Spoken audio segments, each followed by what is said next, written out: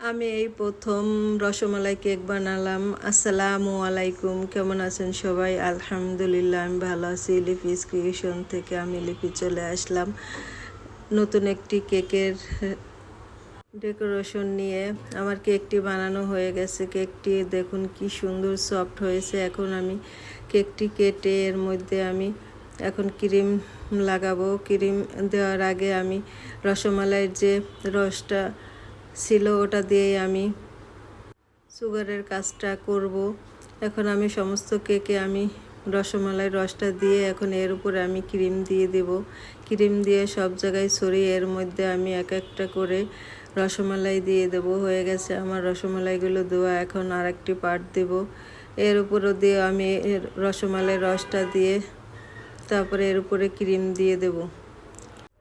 Cream দেওয়া হয়ে গেলে আমি এটা কিছুক্ষণের জন্য ফ্রিজে রেখে দিয়েছিলাম ক্রিমটা বসার জন্য। এখন আবার বের করে ডেকোরেশন করব। এখন সুন্দর করে কেকটি আমি ফিনিশিং দিয়ে এর উপর আমি ফুল দেবো। কিছুটা ফুল নিচেও আমি দিয়ে দিব সুন্দর দেখানোর জন্য। এখন আমি উপরে নজলের সাহায্যে ফুল করে নেব।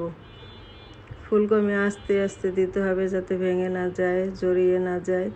হয়ে গেছে আমার ফুলগুলো দেওয়া। এখন এর উপরে আমি ছোট ছোট করে কিছুটা ফুল দিয়ে দেব পাশ দিয়ে।